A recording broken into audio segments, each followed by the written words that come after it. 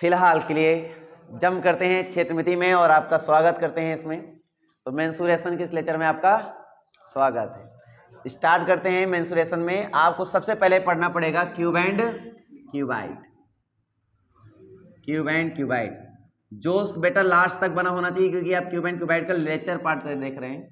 तो cube and cuboid का lecture part में आपका जोश लास्ट तक बना होना चाहिए। इसको बोलते हैं घन और घनाभ।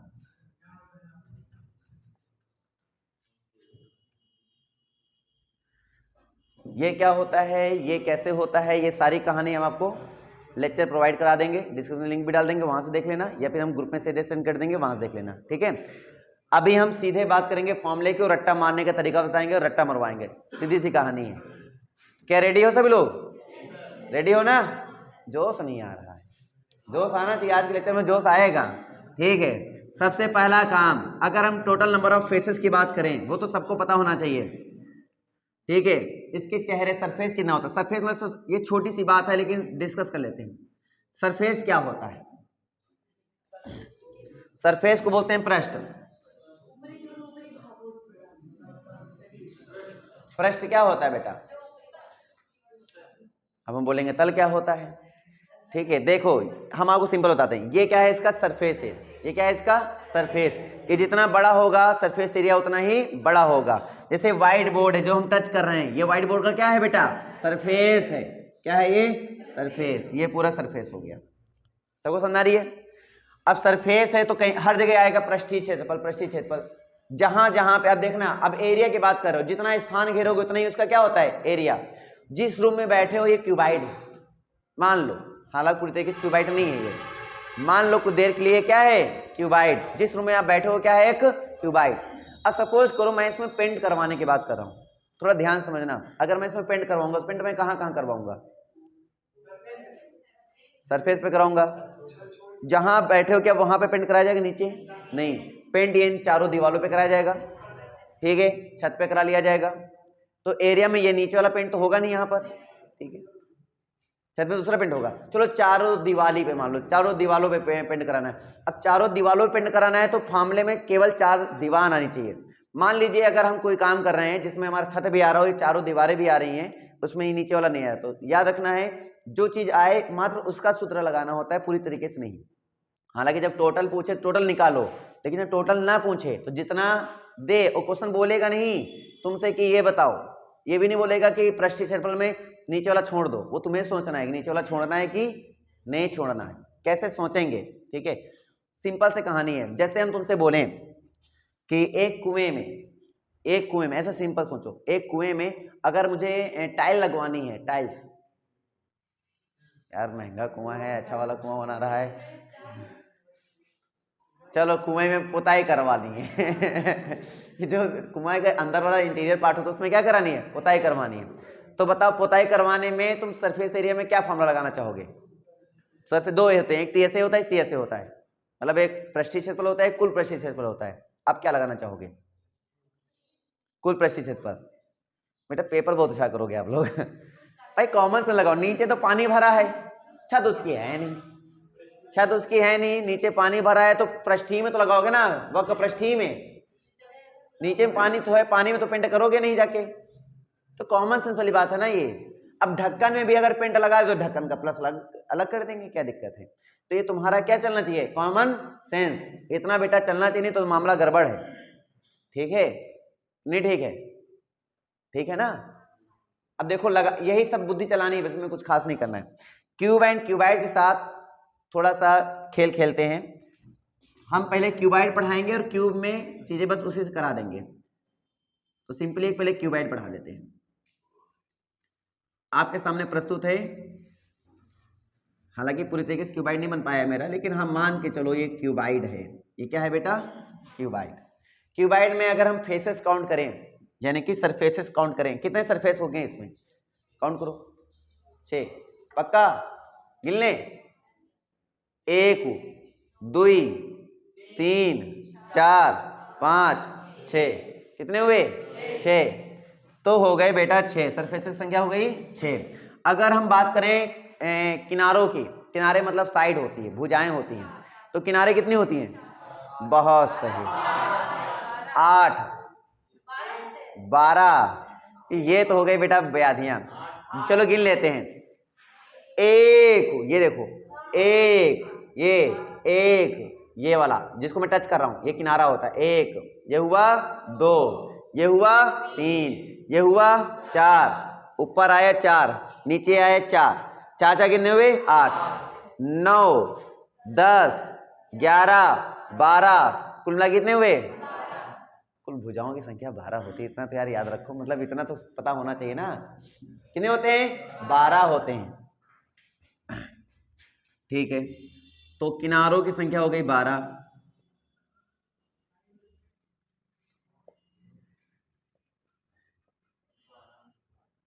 ठीक है, 12 हो गया। अगर हम बात करें कोनों की संख्या, कोने कितने होते हैं? अब बताओ कोने कितने होते हैं? 8। जिनके बता दूं, ये कोना देखो ध्यान से, ये कोना 1 2 3 4, 4 नीचे 8।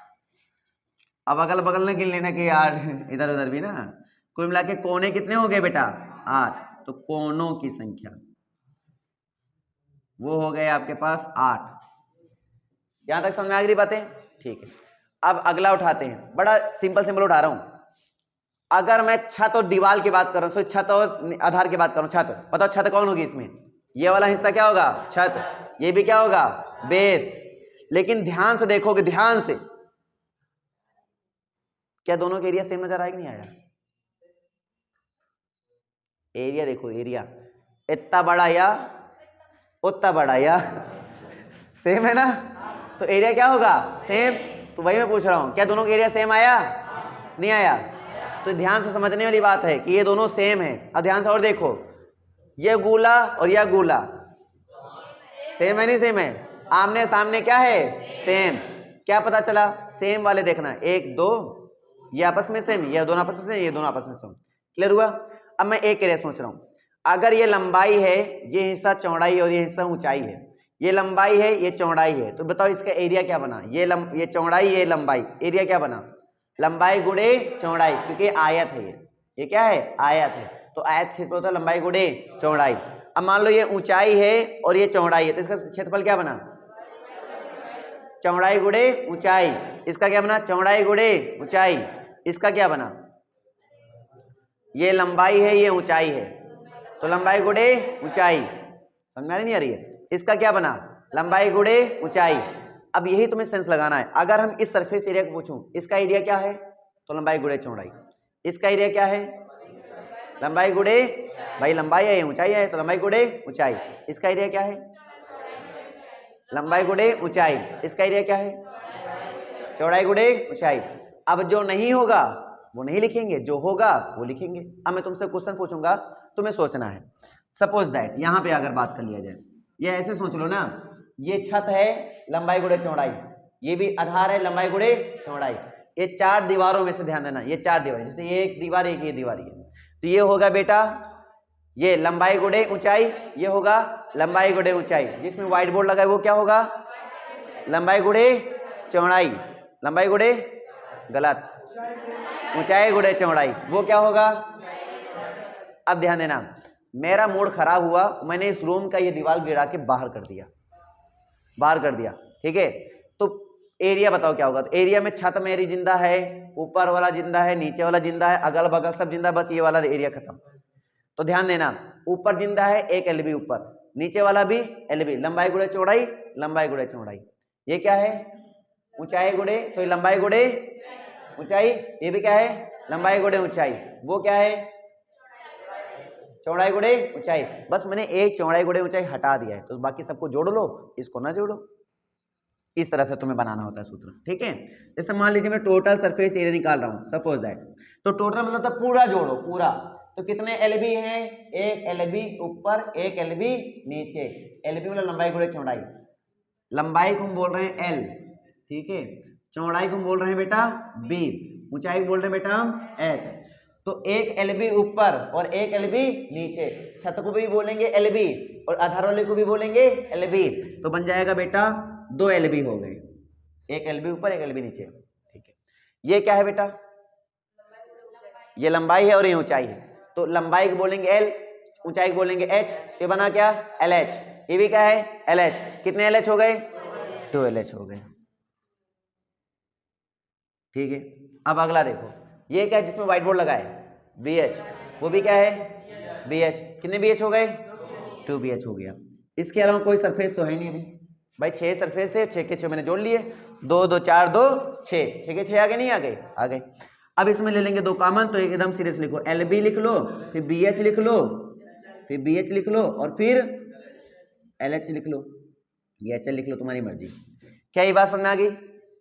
अब डिपेंड करता है अकॉर्डिंग टू क्वेश्चन।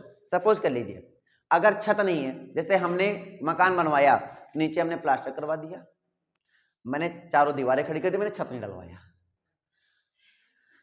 भाई हो गया नहीं छत डलवाया, हमारी मर्जी। अगर छत नहीं डलवाया तो क्या गायब करना चाहिए मुझे इसमें? 1 LB गायब। सूत्र बताओ क्या बन जाएगा? LB बनेगा, LB प्लस 2 HL और प्लस 2 BH, यही तो बनेगा ना? नहीं समझ आ रही क्या बात आ रही है? किसी कारणवश से हम गए कहीं, मकान खरीद लिया हमने, जगह खरीदी, जगह प्लॉट खरीदा, जगह खरीदी, और अपना कब्जा जमाने के लिए क्या किया जाता है? बाउंड्री खिंचवा जाता है। अब बाउंड्री में ना तो छत से कोई मतलब, ना तो प्लास्टर तो करवाएंगे नीचे हम, तो बाउंड्री खाली खिंचवाया था। बाउंड्री का एरिया क्या होगा? बाउंड्री मतलब कब्जा जमाया ना तुमने खाली, तो चारों दीवारें आएंगी, ना तो छत आएगी ना तो बेस आएगा। छत और बेस को LB बोलते हैं, LB नहीं आया, बाकी सब तो आया ना। बताओ फॉर्मूला क्या बनेगा? 2 LH 2 BH। नहीं समझ क्या बात? तो चारों दीवालों का अगर क्षेत्रफल पूछे कोई कि 4 दीवारी जो हैं उनका क्षेत्रफल बताओ, तो क्या बताओगे? 2 BH प्लस 2 LH। भी लिख दिया क्या मैंने? 2 BH प्लस 2 LH। भाई LB इसलिए नहीं होगा, छत तो हटा ही दिया, LB तो हट ही गया ना, LB थोड़ी होगा। नहीं समझ आ रही क्या बात है? याद रखना, छत का मतलब LB, आधार का मतलब LB। 4 दीवारों में से ये जी आ गई। सबको समझ आ गई बात? अब अकॉर्डिंग टू क्वेश्चन तुम्हारा चेंज होता रहेगा। अब मान लीजिए, अब इधर से क्वेश्चन सुनना मेरे ध्यान से, मैंने छत को कराया पीले रंग से रंग, नीचे वाले करा दिया गेहुआ रंग से रंग, ठीक है। मैंने आमने सामने ये जो दीवारें हैं इनको पीले से कराया, और इधर वाली जो आमने सामने दीवारें हैं इसको नीले से कराया, ठीक है। हमने कहा नीले रंग से कराए गए रंगों का क्षेत्रफल बताओ कितना होगा? आमने सामने था ना, ये आमने सामने, ये क्या हो जाएंगे 2 BH, क्योंकि ये भी BH है वो भी BH है। क्लियर हुआ? अगर हमने बोला कि नीला और पीला का क्षेत्रफल बताओ, पीला कौन था? ये था पीला, ये था है ना, ये था। तो ये क्या था? ये क्या था? LH। ये भी क्या था? LH था, तो 2 LH हो गया। ये भी क्या है? BH। ये भी क्या है? BH, तो 2 BH हो गया, बस हो गया। इस तरह से depend upon the question, formula रट तो मार लोगे, लेकिन हाँ क्वेश्चन चेंज होते रहते हैं, और फॉर्मूला एज इट इज नहीं लगता है कि सीधे जो रट्टा मारा वही लग जाए। इसलिए फॉर्मूले के अकॉर्डिंग अपने आप को ढालो कि हाँ जैसे क्वेश्चन घुमाएगा हम अपना फॉर्मूला खुद का बना लेंगे। नहीं समझ रही क्या बात? इसलिए बच्चों की टफ लगती है, हालांकि टफ नहीं है। अब वो सीधे रट्टा मारोगे तो टफ है, लेकिन अगर समझ लोगे तो बहुत आसान है। क्या मेरी बातें इतनी समझ में आ गई? ठीक है। अब यहां से देखो, अगर हम कॉमन ले लें तो 2H कॉमन ले लेंगे तो बन जाएगा L plus B, that's your formula. किसी कोई डाउट? अभी भी नहीं समझ में आई बात? आगे अभी हम चलते हैं विकर्ण की तरफ, चलते हैं ना। विकर्ण बेटा, सरफेस का विकर्ण बताना बड़ा आसान है। अगर हमें मान लो सपोज दैट ये मेरा एक व्हाइट बोर्ड है और मुझे इसका विकर्ण बताना है। क्या बताना है? विकर्ण। विकर्ण का मतलब होता है सम्मुख कोनों को मिलाना, वो मिलाने वाली रेखाखंड को ही विकर्ण कहते हैं। सपोज दैट हमारे व्हाइट बोर्ड का एक ये कोना और हमारे व्हाइट बोर्ड का एक ये कोना, ठीक है, इधर वाला। अगर मैं इन दोनों को मिलाने वाला एक रेखाखंड खींच दूं तो वह कहलाएगा क्या? विकर्ण। क्या कहलाएगा? विकर्ण कहलाएगा। तो विकर्ण की कहानी सिंपल है, सबको समझ में आ रही है। जिसका भी विकर्ण निकाल रहे होगे तो उसके सम्मुख कोणों को मिलाना होता है, ठीक है। मतलब अगर मैं आयत का विकर्ण निकालूंगा, किसका विकर्ण? आयत का। ये एक टाइप का आयताकार है ना ये, तो आयत का विकर्ण निकालूंगा तो भाई उसका इस कोने का मिला दूंगा और इस कोने से मिला दूंगा तो विकर्ण हो जाएगा। आयत में कितने विकर्ण होते हैं? 2, 4 नहीं होते, 2 होते हैं। हालांकि विकर्णों को निकालने का एक फॉर्मूला भी होता है, आप विकर्णों की संख्या निकालने का एक सूत्र भी होता है, लेकिन वो अपने यहाँ यूज नहीं, इसलिए हम नहीं बताएंगे, है ना।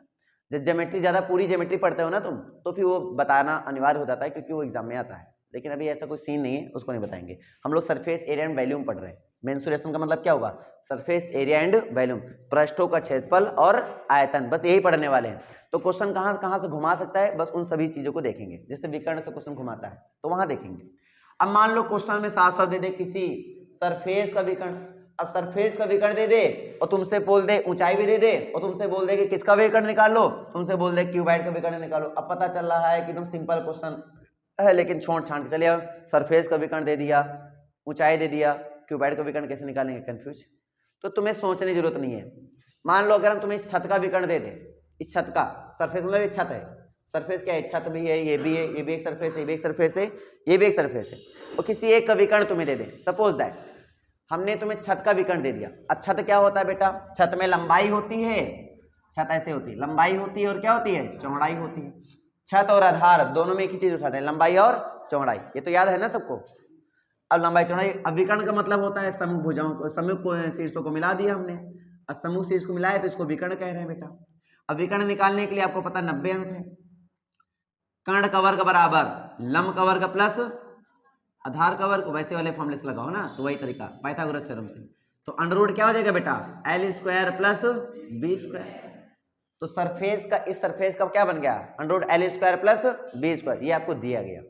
और साथ में आपको ऊंचाई भी हम आपको दे दें, और फिर आपसे पूछें कि बेटा घन का या घनाभ, घनाभ का ही क्वेश्चन है, तो घनाभ का विकर्ण बताओ। तो सिंपल तरीका बता रहा हूं, घनाभ का विकर्ण मतलब क्या हुआ। अब हमारे पास ये रूम है, ठीक है, सरफेस ये हो गया। अगर मैं इसका उस कोने से मिलाऊं तो ये पृष्ठ का कहलाएगा, लेकिन अगर इस कोने को उस कोने से मिला दूं, वो पीछे वाला जो नहीं है लास्ट में उसका, उस कोने से मिला दूं, वो क्या कहलाएगा, घनाभ का विकर्ण कहलाएगा। तो मतलब अगर मैं इसको उस कोने से मिलाऊं तो घनाभ का विकर्ण कहलाएगा, अगर उसको उस कोने से मिलाऊं, छत वाले उस वाले कोने से, तो सरफेस का विकर्ण कहलाएगा, लेकिन नीचे वाले कोने से मिलाऊं तो घनाभ का विकर्ण कहलाएगा। क्या सरफेस का विकर्ण घनाभ के विकर्ण में अंतर समझ में आ रहा है ना? ठीक है, अब यहां समझना, ये कोना है घनाभ का, इस वाले कोने को उठाओ और इस वाले कोने से मिलाओ। इस वाले कोने को इस वाले कोने से अगर मिलाया जाए, इस वाले कोने से ना मिलाया जाएगा, तो इसको विकर्ण कहेंगे घनाभ का। किसका? घनाभ का। अब ये इसका फॉर्मूला हमने डेराइव कर रखा है, लेक्चर में डाल देंगे, डेराइव कर लेना, डेराइव नहीं करेंगे, सीधा बता रहे हैं, ठीक है, हालांकि समझा दिया है, समझ लेना। तो घनाभ का विकर्ण जो होगा, विकर्ण वो बन रहा है बेटा under root L square plus B square plus H square. सीधे क्या, under root L square plus B square plus H square, सीधे रखो आंसर। कम समझ में आएगा? आ गया ना, under root L square plus B square plus H square, सीधे आंसर आएगा, कोई दिक्कत नहीं है। रट्टा मार लोगे, एक ही ऑप्शन है, रट्टा मार। फिर से रट्टा मार लेते हैं, कोई दिक्कत। टीएसए का फॉर्मूला क्या बनेगा, 2 into L B plus B H plus H L, 2 into L B plus B H plus H L. फिर से बोलो, 2 into L B plus B H plus H L. चलो सरफेस एरिया का formula बताओ CSA का, 2 ऐसे बोलो, 2h bracket में L plus B, 2h bracket में L plus B, 2h bracket में एल प्लस बी, याद रहेगा? ठीक है। परिमाप से क्वेश्चन बहुत पूछा जाता है, परिमाप दे देते हैं तुमसे, है ना, सरफेस एरिया पूछ लेते हैं, ऐसे क्वेश्चन बनते हैं, या फिर छत का परिमाप दे देते हैं, या फिर आधार का परिमाप दे देते हैं, क्वेश्चन घुमाने के लिए, है ना। तो डिपेंड करता है कि किसका परिमाप देते हैं, लेकिन परिमाप का मतलब क्या होता है वो समझ लो। परिमाप का मतलब है सभी भुजाओं का योगफल। परिमाप का मतलब होता है सभी भुजाओं का योगफल। अब कॉमन सेंस लगाते हैं, छत हमारी कैसी है, छत हमारी ऐसी है। अगर हम तुम्हें छत का परिमाप दे दें, छत हमारी ऐसे, छत का परिमाप दे दें, तो अगर परिमाप का मतलब होता है भुजाओं के योगफल, कॉमन सेंस वाली बात है कि ये एल है, ये क्या है, बी, ये भी एल है, ये भी क्या है, और भुजाओं के योगफल होता है, जितनी भुजाएं सबको खाली जोड़ डालो। तो इनको जोड़ो बेटा, कितने एल हो गए, कितने बी हो गए, पूरा जोड़ दो, तो 2l प्लस 2b, यही होता है परिमाप। चाहे जिसका परिमाप बना बस जोड़ देना सभी भुजाओं को, है ना। अब मैं इसका, मैंने छत का परिमाप बता दिया, हाँ ऐसा होता है, 2 ले लेंगे कॉमन तो हो जाएगा l प्लस बी, वो तुम्हारा काम है। अब सपोज दैट यहाँ पे मुझे जोड़ना है, कितने l हैं, काउंट करो जरा, 1 2 3 4, सबको जोड़ रहे हो ना, पूरा जोड़ना पड़ेगा, तो 4 l हो गए। ऊंचाई कितनी होंगी, 4, और चौड़ाई कितनी होंगी, 4, सबको जोड़ दो, तो 4 ले लेंगे कॉमन, 4 ले लेंगे कॉमन, तो परिमाप क्या हो जाएगा बेटा, तो हो जाएगा हमारे पास 4 ब्रैकेट में L plus B plus H, इस तरीके से। ये सबको समझा परिमाप कैसे निकाला गया, नहीं आया, आ गया ना। तो बेटा इससे बाहर नहीं जाएगा, इतना तुम लोग पढ़ लेते हो अच्छे से, और घना से को सुना जाता है तो जैसा घुमाया जाए तुम आराम से बता सकते हो, ठीक है। अब इसमें एक क्वेश्चन बचता है आयतन।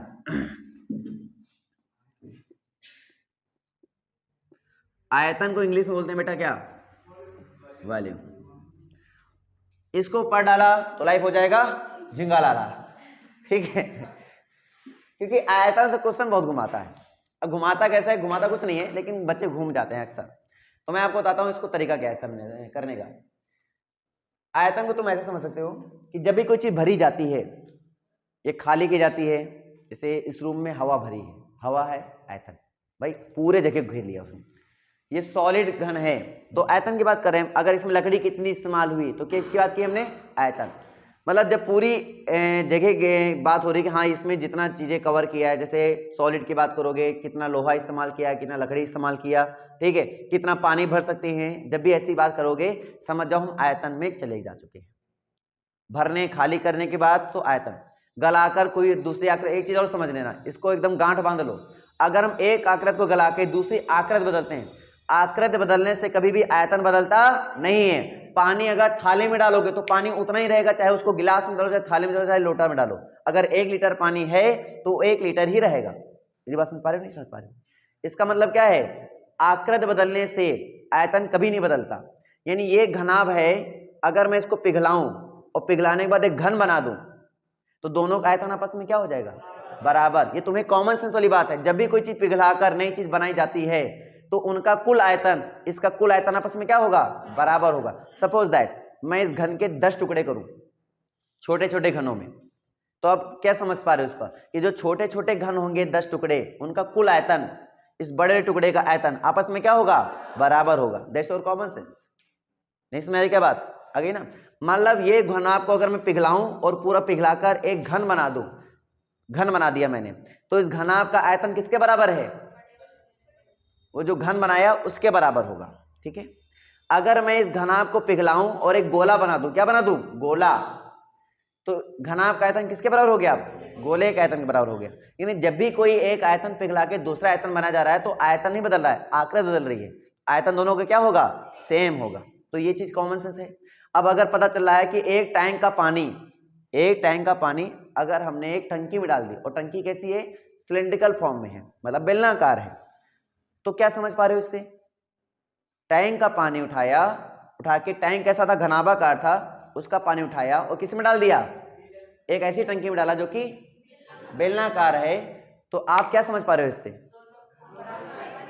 दोनों आयतन आपस में क्या होगा, बराबर। तो टंकी जो घनाभाकार थी उसका आयतन बराबर होगा किसके, बेलन के। क्या ये सारी बातें समझ आ रही हैं? जब भी ऐसे क्वेश्चन आ जाए तुम्हें कॉमन सेंस लगाना है बस। अब ऐसे क्वेश्चन को छोड़ना नहीं है, उड़ा के समझदार हो गया ना, ठीक है। तो कहानी क्लियर है, डाउट क्लियर है? तो आयतन का सूत्र होता है क्या है, आयतन का सूत्र होता है V बराबर LBH, लंबाई गुणे चौड़ाई गुणे ऊंचाई, लंबाई गुणे चौड़ाई गुणे ऊंचाई, LBH, LBH याद रखना। डाउट हो भी बता दो बेटा, आ गया सबको, ठीक है। अब आते हैं घन को, क्या आते हैं, घन। घन की कहानी स्टार्ट कर लेते हैं, बोर तो नहीं हो रहे हो कोई, ठीक है। घन में बस तुम्हें इतना याद रखना है कि सभी भुजाएं आपस में क्या होती हैं, बराबर होती हैं। घनाभ भी टाइप का होता है, सभी घन घनाभ होते हैं परंतु घनाभ घन नहीं होते। मतलब घनाभ को हम लोग घन नहीं कह सकते हैं, लेकिन सभी घन को हम घनाभ कह सकते हैं। तो जाहिर सी बात सभी भुजाएं बराबर कर दो खाली, और कुछ नहीं करना है। तो जहां जहां LBH था वहां सभी जगह पे A रख दो, A रख दिया हमने, तो A रख देंगे, यहां पे रखो A, तो A कितने A हो गए, तो फॉर्मूला क्या बन जाएगा, √3A²। कुल मिला के बेटा क्या बना, √3A। तो अगर कोई तुमसे पूछे घनाभ का विकर्ण, क्या पूछे, घनाभ का विकर्ण, बताओ क्या बताओगे, √3A बताओगे, क्या बताओगे, √3A। घनाभ का परिमाण बताओ, परिमाण नहीं, परिमाप बोलो, परिमाप बोल दो, परिमाप। हाँ सॉरी, घन का परिमाप। घन का परिमाप क्या होगा? तो घन का परिमाप देखो यहाँ क्या था, 4 गुणे L plus B plus H था, 4 गुणे L plus B plus H था, तीनों को जोड़ो सभी बराबर हैं, तो ए प्लस ए कितने हो गए? 3 ए हुए, और 3 गुणे 4 करो, 4 तिया 12 हुआ, तो क्या बन जाएगा बेटा? 12 ए। नहीं समझ आ रही क्या बातें? आ रही ना? ठीक है। अब यहाँ पे ध्यान दो, अगर टीएसए की बात कर रहा हूँ, कॉमन सेंस वाली बात है बेटा, कॉमन सेंस वाली बात, टीएसए की बात कर रहा हूँ, क्या होगा? ये भी ए, ये भी ए, तो ए गुणे ए स्क्वायर, ए गुणे ए स्क्वायर, ए गुणे ए स्क्वायर, कितने स्क्वायर हो गए? तो 3 दुनाई, तो फॉर्मूला क्या बन जाएगा? तो याद रखना, तो घन का कुल पृष्ठीय क्षेत्रफल कितना होता है? 6a square. एक काम खत्म इसका, तो इसका आ गया 6a स्क्वायर। बाकी सब सेम होता है, इससे कोई मतलब नहीं। सी ऐसे बताओ, ये भी ए, ये भी ए प्लस ए 2a। अच्छा ए क्यूब कैसे हो जाएगा? ए स्क्वायर होगा, है ना, 4a स्क्वायर, तो ये हो जाएगा 4a स्क्वायर। क्लियर है डाउट? क्लियर। अब देखो इधर देखो, ये भी ए, ये भी ए, तीनों ए है, तो क्या लिखेंगे? ए क्यूब हो, यहाँ ए क्यूब हो जाएगा। कोई राशि तभी जुड़ती घटती है जब उनके क्या समान हो? मात्रक समान हो। मीटर में तो सारे मीटर में हो, सेंटीमीटर तो सारे सेंटीमीटर में हो, ठीक है, तो दिक्कत नहीं होगी। अगर एक भी उल्टा हुआ तो आंसर मैच नहीं होगा। तो याद रखना ये चीज, आपको कॉमन सेंस वाली बात है ये। क्या यहां तक की कहानी क्लियर है? लॉजिक वॉजिक सब कुछ सेम रहेगा, सारी बातें सेम रहेगी, बस मैंने फॉर्मूले में जो चेंजेस थे वो बता दिए। अब यहीं से मैं एक फॉर्मूला घुमाता हूं, आपको बताना है घन में वो सूत्र क्या होगा। क्या रेडी हो आप लोग? इस सरफेस का एरिया क्या है? ए स्क्वायर। अब घन है ये, घनाभ नहीं है, घन है। उस सरफेस का एरिया क्या है? इसका, इसका, ऊपर नीचे सभी, ठीक है। हमने एक ऐसा मकान बनाया जिसमें छत ही ना हो, लेकिन बेस पे सब कुछ जैसे भी बताया था मैंने, तो उसका उस मकान का एरिया क्या होगा? गलत, 5a स्क्वायर। एक ही छत ही तो नहीं है, एक कम कर दिया हमने, दैट्स योर कॉमन सेंस। हमने पेंटिंग कराया, लेकिन यहाँ पे पेंटिंग नहीं कराया, पेंटिंग हमने छत में करा दिया, चारों दीवारों में करा दिया, बताओ एरिया क्या होगा? 5a square. हमने बाउंड्री खिंचवाई है, खाली बाउंड्री खिंचवाई है, वो भी घन आकार में बाउंड्री खिंचवा दी, ना छत है ना हमारा बेस है, एरिया क्या होगा? 4a square. कॉमन सेंस लग रहा है ना अब? ठीक है। हमने क्या किया, हमारे एक लोगों की दुश्मनी हो गई, तो हमने केवल उनकी तरफ बाउंड्री खिंचवा दी और एक आगे बाउंड्री खिंचवा दी कि हमारी तरफ से इवे न करें, तो इधर बाउंड्री, इधर बाउंड्री, इधर बाउंड्री, इधर बाउंड्री, कितने स्क्वायर? अब तो समझ पा रहे हो ना, जितने सरफेस जोड़ेंगे उतने ए स्क्वायर डाल देंगे, बस खत्म। एरिया में यही होता है। क्या ये कॉमन सेंस लग रहा है? ठीक है। अब आते हैं बेसिक क्वेश्चन पर, घन और घनाभ के, और कुछ खेल खिलाते हैं आपके, इसके साथ मतलब खेल खेलो तभी मजा आएगा। एक बड़ा घन है, एक बड़ा घन है, छोटा नहीं है, बड़ा घन। एक बड़ा घन है, और बड़ा घन बेटा ऐसा है,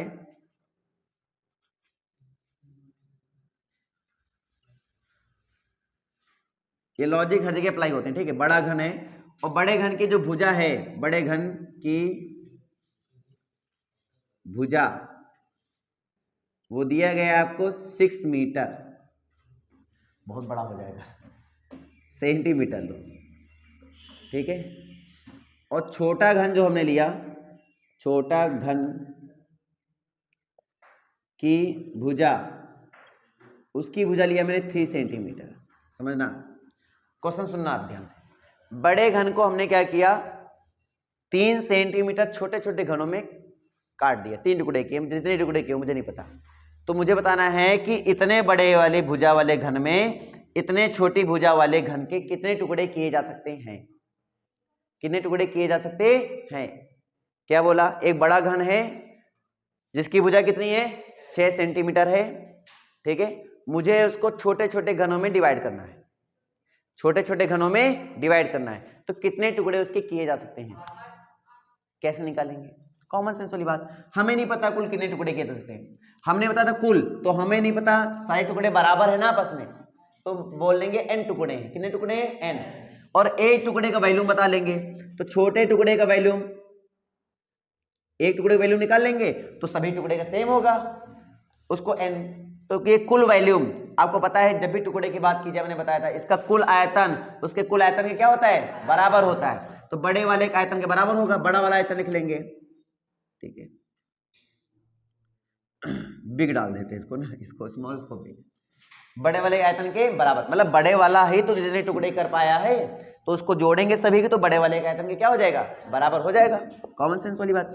बड़े वाले का आयतन किससे निकालेंगे हम, आयतन का सूत्र बताओ, भुजा क्यूब होता है, तो 6 का क्या हो जाएगा क्यूब, इधर n है, इसका क्या होगा बेटा 3 का क्यूब। देखो लॉजिक वही लगाया मैंने, तो सूत्र क्या बना, n बराबर 6/3 का होल क्यूब। क्लियर नहीं क्लियर, 3 दूनाई 6, 2 का क्यूब बना, 2 का क्यूब कितना होता है 8, तो आपका ये उत्तर हो गया। अभी बात समझ में आई कि नहीं आई, आ गई। तो आयतन में लॉजिक अभी मैंने आपको बताया कि ऐसा अगर आए तो कभी यही आए, मतलब कि अगर बड़े चीज को कन्वर्ट करें। अब इसी में क्वेश्चन देखो दूसरा घुमाते हैं, सबको समझा गए। ये हमारे पे भुजाएं हैं, ठीक है, डायमेंशन की कोई घन होगा, उस घन को हमें बदलना है किसमें, सॉरी घनाभ होगा, घनाभ को हमें बदलना है किसमें, घन में। तो बताइए घन की भुजा क्या होगी, मतलब इतनी डायमेंशन का एक घनाभ है, उसको हमें घन में बदलना है, तो डायमेंशन क्या होगी, सॉरी उसकी भुजा क्या होगी, घन की भुजा।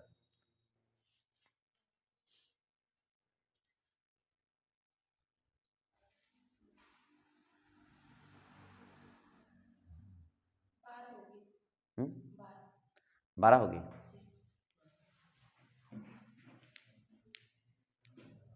नहीं आया, हमने क्या बताया था, जब भी किसी एक का आकृति बदल रहे हो तो आकृति बदलने से कभी आयतन नहीं बदलता है, मतलब दोनों का आयतन आपस में क्या रहेगा, समान। अब घनाभ का आयतन क्या होता है बेटा, LBH, और घन का आयतन क्या होता है बेटा, भुजा क्यूब। हमें भुजा क्यूब निकालना है, मतलब भुजा निकालना है, ठीक, कोई बात नहीं। LBH इनका गुणा कर लो, तो इनका गुणा क्या हो जाएगा, 18 गुणे 8, 18 ठे 144, 144 मतलब 12 का स्क्वायर, और ये 12 और है तो 12 का क्यूब हो जाएगा। अरे ऐसा समझो ना, 18 गुणे 8 गुणे 12 है, LBH मतलब क्या, LBH गुणा कर दिया, क्लियर है। 18 ठीक कितना होता है, 144 होता है, 144 का मतलब कितना होता है 12 का स्क्वायर होता है, तो 12 का क्या बन गया क्यूब। अब 12 क्यूब बन गया, तुलना कर लेंगे यहां से, तो a बराबर कितना हो गया 12 सेंटीमीटर। नहीं सुनने क्या बात आ गई ना, कम आया, आ गया। तो हमने क्या किया, इसका आयतन परिवर्तित करिए, दूसरे के आयतन परिवर्तित कर दिया, तो आपको ऐसे ही क्वेश्चन लगाना पड़ेगा। किसी को प्रॉब्लम, हमसे क्वेश्चन पूछ रहा है सबसे लंबी छड़ की जो रख सकते हैं उसकी भुजा क्या होगी, मतलब उसकी लंबाई क्या होगी। भाई आपको पता है सबसे लंबी छड़ की जो लंबाई होगी वो होगी बेटा √L² plus B² plus H² होगी, यही होगी, ठीक है। अब देखो √L का स्क्वायर, L कितना है मेरे पास 10, 10 का स्क्वायर कितना होता है 100, B का स्क्वायर कितना होता है 36, H का स्क्वायर कितना होता है 16, 152 मीटर, यही आपका आंसर। हाँ तो हमने कहा कहाँ गलत है, यही परफेक्ट है। एक चीज मैं और बताऊंगा, देखो आज तो नहीं लेकिन मैं कल आपको बताऊंगा विभाज्यता का नियम। हालांकि विभाज्यता तुम लोग को पता है, लेकिन विभाज्य किससे कहते हैं एक बार फिर से बताऊंगा। विभाज्य, मैं मेंसुरेशन में ऑब्जेक्टिव क्वेश्चन को 80-90%, ये बोल सकते हो कि 95% विभाज्यता से लगाने वाला हूं। अब क्या है, हर क्वेश्चन में गुणा करने की जरूरत नहीं पड़ेगी, भाई कितना लंबा गुणा रहेगा ना। अधिकतर आयतन वाले क्वेश्चन में तो बेटा गुणा करने की नीड नहीं है, विभाज्यता का नियम लगाएंगे, सेकंडों में आंसर प्राप्त करेंगे, आगे बढ़ जाएंगे। हाँ जी, कोई दिक्कत। अब विभाज्यता के नियम जैसे 11 विभाज्यता के नियम मैंने सिखाए थे ना, उनको रट लेना, कल विभाज्यता से कैसे क्वेश्चन लगाए जाते हैं उसके बारे में भी आपको बताएंगे, ठीक है। आज तुम्हारा जो टाइप ए है ना, ये टाइप ए, ये लगभग पूरा आई थिंक करके लाना, क्योंकि क्वेश्चन जो टाइप ए के हैं ना आई थिंक सिंपल ही होंगे, मुझे नहीं पता। फिलहाल तुम्हें कोशिश करने हैं घन और घनाभ के क्वेश्चन लगाने के। तो एक घन और घनाभ का प्रॉब्लम पार्ट भी पढ़ा, आयतन वाला भी पार्ट पढ़ा है और ऐसे प्रॉब्लम पार्ट भी पढ़ा है, सरफेस एरिया। मैं दोनों लेक्चर आज डाल दूंगा, थ्योरी पार्ट भी डाल दूंगा, कंप्लीट तीनों लेक्चर तुम्हें देखने हैं, बेहतरीन तरीके से पढ़ाया गया। उनके क्वेश्चन वीडियो को पॉज करके अपने आप से लगाना है, और उनको क्वेश्चन का एक्सप्लेनेशन बेटा प्रैक्टिकली दिया गया है, प्रैक्टिकली मैंने खुद दिया है ना, तो बढ़िया आराम से देखो, मजा आ जाएगा, ठीक है, और इसके क्वेश्चन प्रैक्टिस अपने आप से कर लेके लानी है।